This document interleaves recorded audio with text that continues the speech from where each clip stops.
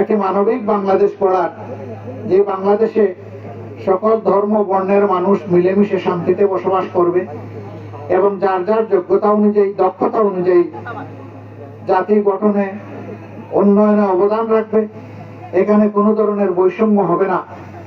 এর জন্য তারা রাস্তায় নেমে স্লোগান দিয়েছিল, উই ওয়ান্ট জাস্টিস। আমরা চাই ন্যায় বিচার। আমরা সেই ন্যায় বিচার প্রতিষ্ঠায় প্রতিজ্ঞাবদ্ধ। আল্লাহ আমাদের এই কমিটমেন্ট পূরণ করার তৌফিক দান করুন। আমরা তাদের স্বপ্ন বাস্তবায়নে কাজ করে যাব ইনশাআল্লাহ। আমাদের নিজস্ব কোনো এজেন্ডা নাই।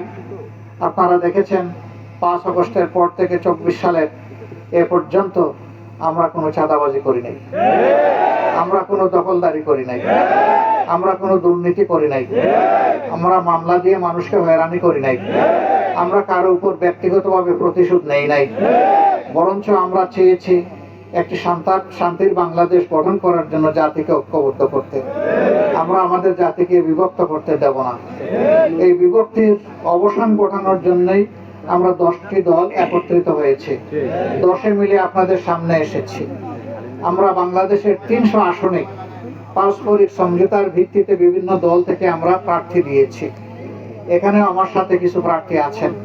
বিশেষ করে এই আসনে 10 দলের পক্ষ থেকে যাকে দেওয়া হয়েছে, একজন মুফাসসিরে কোরআন, বিশিষ্ট আলেমে দ্বীন, সারা বাংলাদেশের মানুষ যাকে মহব্বত করে, যাকে চিনে, সেই রকম একটা কণ্ঠ, একটা ব্যক্তিত্ব আপনাদেরই এক সন্তান আপনাদের কাছে আমরা দিয়েছি।